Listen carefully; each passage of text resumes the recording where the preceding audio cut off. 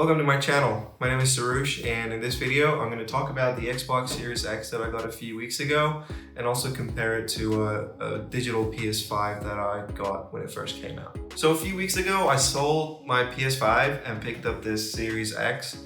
I made the move because I wasn't using the PS5 anymore and there was just no games or anything enticing me to pick up the controller, so it was just sitting on my desk and I was kind of getting bored of it. So first, let's talk about the design.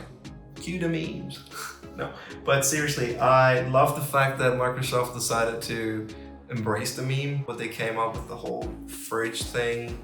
I thought it was pretty cool, considering sometimes when corporations try to be hip, I suppose, and meme on themselves, it just kind of comes out really cringe. But Microsoft and Xbox, they did well, so hats off. Seriously though, 100% honest here, I think the design is acceptable, except for this top bit. I think what they've done here is just exceptional. I like these vents they've got and the shading of green underneath it. It just looks amazing.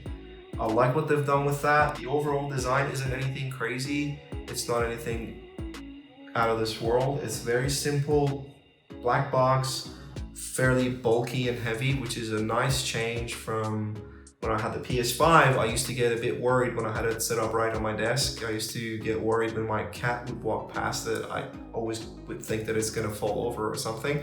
It never happened. But with this thing, I just know that's not gonna happen. It's nice, heavy, simple, with a really nice, smooth finish on the surface, which I don't think anyone's gonna be touching their device a lot, so it's not really gonna matter. But it's good to know that attention to detail was there. It just gives it that nice premium finish. In terms of buttons and things on the consoles, you've got the power button in the top left corner here, nice and accessible. You've got the disc eject button over here. You've got your disc slot. You've got a USB port and your sync button in the front. You've got your vent at the top. All the other ports are at the back. Very easy to reach and very easy to find. No problems there. Overall, I'm really happy with this design. Like I said, I think what they've done is very good. It's a simple design. It's got that premium feel to it. It's sleek, it's heavy, and I like it. So now I'm going to talk a little bit about the specs. So what's inside this console? I'm going to compare it to its direct competitor, the PS5. I'm also going to compare it to its little brother, the Series S.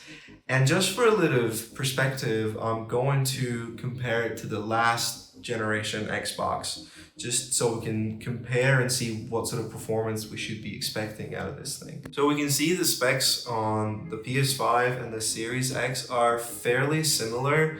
The Xbox is a little bit better, but honestly the difference isn't that big of a deal, and it never really had any impact on my decision making when it came to buying these devices. The reason I prefer the Xbox isn't because of its performance. If anything, the performance is on par with what I had on the PS5. Any of the games that I put these devices through, they always perform really well, both the PS5 and the Xbox. And I couldn't really tell any differences with the naked eye. I do know that there is people and there are YouTube channels that do perform these specific tests to see which one outperforms the other in different games and different things. I'm gonna link some of those channels and videos down in the description. If that's what you're interested in or if that's what you're looking for, you can find them there. Now I'm gonna compare the Series X to its little brother, the Series S. Here things get a little bit different because the difference between the two consoles is actually noticeable, but so is the price. So we can see the Series X has a stronger graphics card in it. It's got more RAM. It's got double the internal storage. It can do 4K with Blu-ray drive, and it can do up to 4K at 60 FPS while playing games. Whereas the Series S is a little bit lower than the Series X. Now, in my opinion, if you're fully committed to going all digital and don't plan on playing in 4K anytime soon, then the Series S is gonna cut it for you. It's gonna be a better option because it's just cheaper. But if money is not a problem and the Series X isn't scarce and you can actually get your hands on it, then this guy here is going to be the stronger option for you. And now just for a little bit of perspective in terms of how big a jump this new gen console or next gen console has had compared to its last generation. This is the specs that you have in the Xbox One S. So if that's the console you're coming from or upgrading from, you're gonna see big differences. So we've talked about the specs, now I wanna talk about the performance. One word, amazing. It's just so nice to finally have and even expect to have that buttery smooth 60 FPS games in consoles. And speaking of 60 FPS buttery smooth performance in games, I just want to give a couple of shout outs to those developers who have done their next gen upgrades already. Thank you so much. It's so good. And if those developers are the ones who made their upgrades affordable or even better, free, thank you. But honestly, the game performance on the Series X is just phenomenal, especially for those games that are already taking advantage of this upgraded specs inside this machine. There is already a decent amount of channels on YouTube testing the Series X on different games, so I'm gonna link a few of them down below on the more popular games. If that's what you're looking for, again, you know where to find them. The only thing I should mention is that I do all of my gaming on a 1080p monitor because I don't have a 4K display at the moment. So everything that I'm talking about and everything that I'm saying comes from that experience. But I'm sure if you've got a 4K monitor and you've got a Series X, your experience is at least going to be better, if not similar. Okay, now I want to talk about games. Games are the main reason I made the switch from PS5 to the Series X, specifically Game Pass. So let's talk about Game Pass Ultimate. Now, I've had a blast playing games from the Game Pass library. I think what they've done with their selection is absolutely amazing and worth every single dollar you spend on that subscription. This deal is simply too good. There's new titles being added all the time, and the ones that get removed usually stay in the selection for a very long time. So you have enough time to really try every game that you want to try before it gets removed. Now, don't take this as me trying to bash PS5 and their game selection or anything like that. No, I think Sony is doing great in terms of games for the PS5. I had the PS Plus subscription and I always claim my monthly games. It's even a better deal if you live in a country that has PS Now. So I don't think PS5 lacks in that department. I think it's just a matter of gaming choices and what I like to play. The Game Pass section itself on the Xbox is really nice. I like setting mine up so it categorizes games based on their optimization. And you can see there's already a lot of games that are either optimized or enhanced to work with the Series X or S. There's also the recently added and leaving soon sections, which I found really useful. I just wish there was a separate section for games that haven't come out yet or just aren't available for download yet. I think it'd be nice if those games had their own section. But honestly, now thinking back about the PS5 and all the games that's available on there, the reason I wasn't playing any of those games had a lot to do with the fact that most of those games aren't crossplay, which takes me to my next point. Playing with friends is just easier and more accessible on the Xbox. There are so many games that are cross-platform, at least between Xbox and PC, and some of them even have PS5 included. And that itself is just really hard to beat if you're Sony right now. So just thinking about some of the games that I do play because of cross-platform, just off the top of my head, I can think of Sea of Thieves.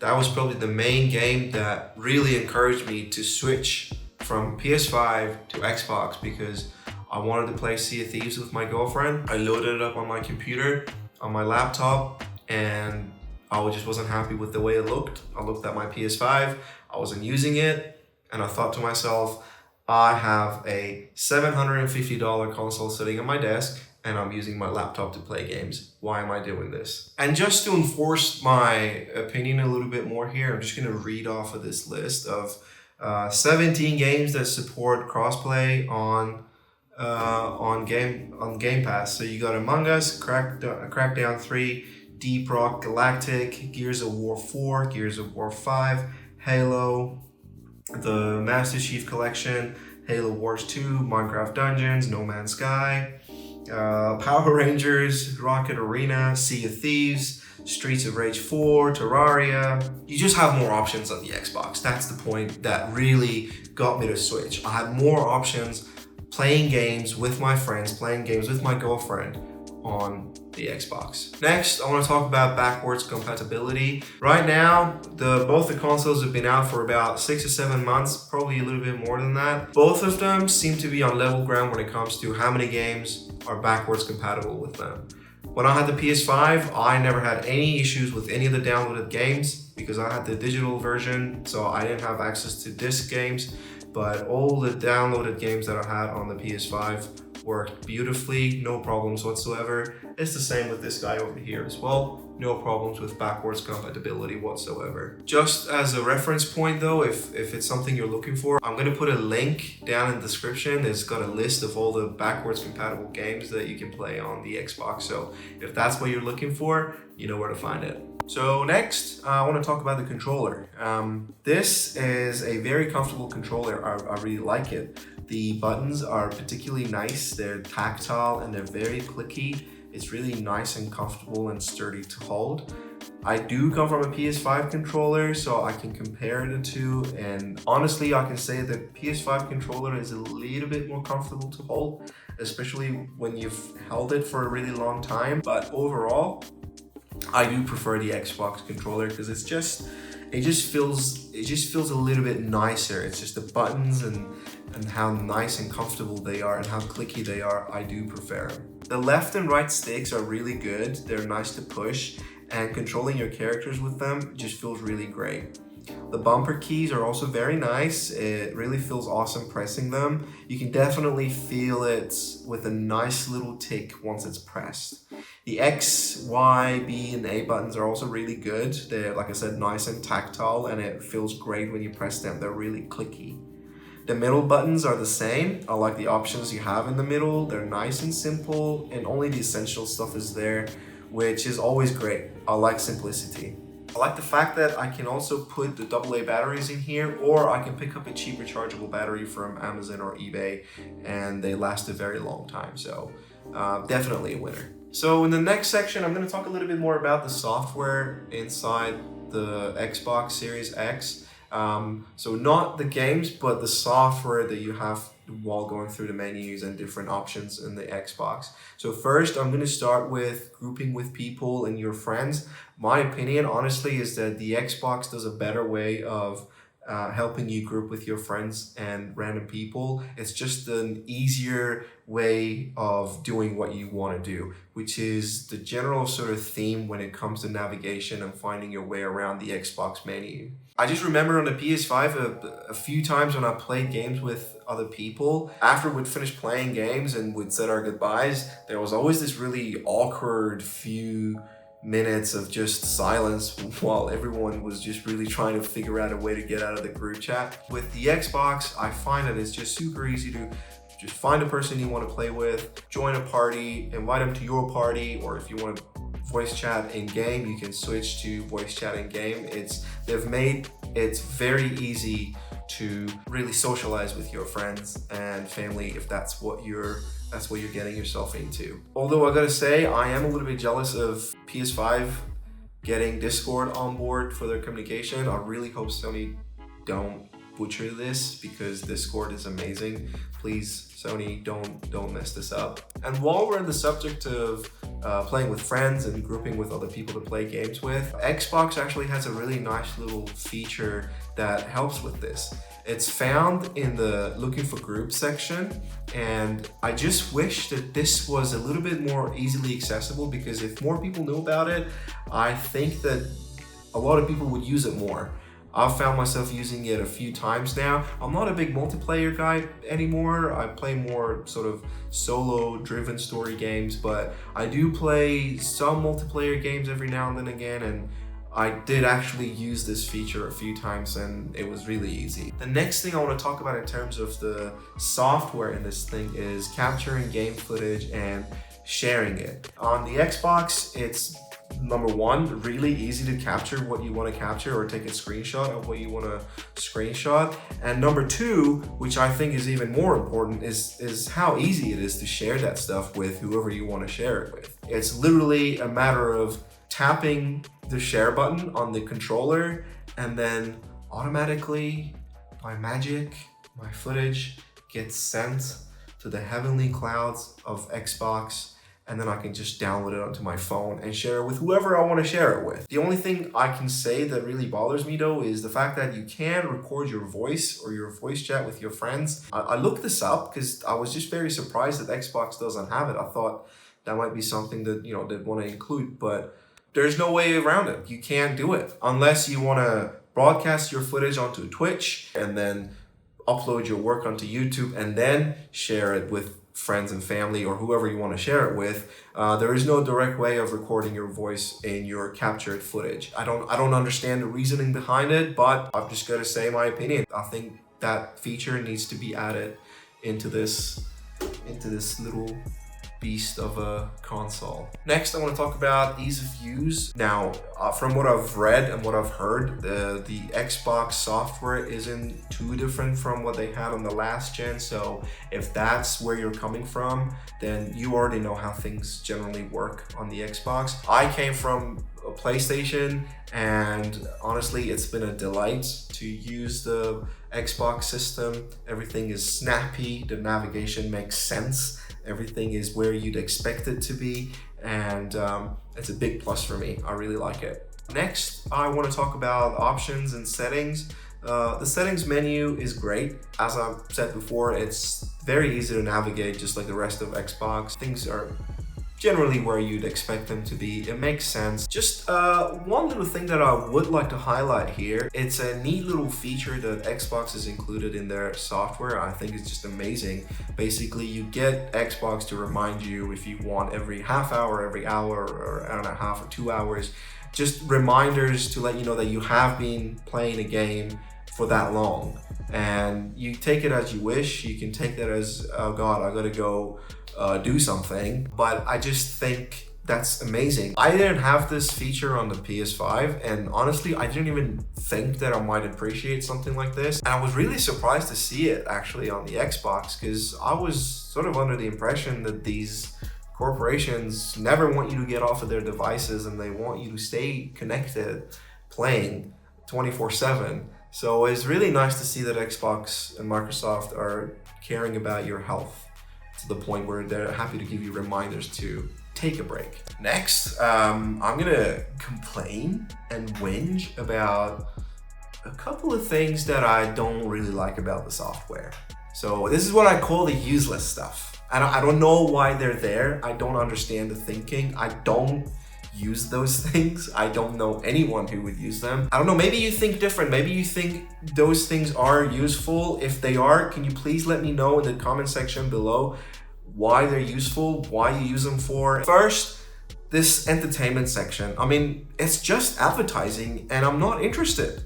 I know which streaming apps I use, so I really don't like this being shoved into my face. Next thing I want to talk about is events. I guess I understand the idea behind this, but the implementation is abysmal.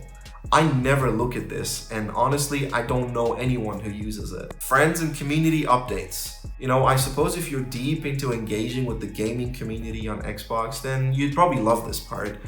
I just don't care for it, and I could easily do without it. I mean, what's the point of these being there? I honestly sometimes forget that they're even there. I hardly ever go below the Game Pass section on the main menu. A couple of times that I have gone a little bit lower past the Game Pass section and looked at the other things, I just don't see the point. It's why? So the next and the last section of the software that I want to talk about is the Microsoft Store. I almost included the Microsoft Store in the last section where I was talking about the useless stuff, but then I realized if I was going all digital, then I would be spending more time in the store. Also, if you've got a Series S and you don't have a disk drive, then you would be spending a lot of time in the store. So I thought this needs its own little section. Again, for me, as a Series X owner with a disk drive and a Game Pass subscriber, I hardly ever look at the store. It's nothing exciting. It is a store. It has different sections. It's got the TV and music and apps and all this other stuff. Probably the main thing that I have looked at a few times is the game section. I just looked at it to see if there's any game deals or anything like that, and there has been a couple of good things that I thought maybe I should get it, maybe not. Other than that, there's really nothing exciting about it. Like I said, personally, I don't go there, I don't look at it, but if it's something that you need to look at or you're forced to look at because you don't have a disk drive on your device or because you're going full digital, it's a store, it's there you go. So that's it. That's my review of the Xbox Series X. I tried to compare my Series X with PS5 because I owned one previously, and I really tried to be fair about it all. In the end, it's really interesting for me to think about this because in previous generation of consoles, there's always been this sort of war between the two. And in my opinion, there's always been a clear winner with each previous generation. So it's either been the PlayStation or the Xbox. I think this time around is a little bit different. I don't think there's a clear winner. I think it really depends on, well, first of all, what your budget is, and second of all, what your gaming needs are. And that's good because that's giving us consumers more options, and more options for consumers means we win. So I'm interested. If you had to pick between the Series X or PS5, which one would you pick and why? Let me know in the comment section down below. I'll be hanging out there every now and then again, and I'm interested to see what your comments are. Anyways, that's been it. I hope you enjoyed this video. If that's the case, please consider subscribing to the channel and liking this video. I'd really, really appreciate it. Until next time, see you later.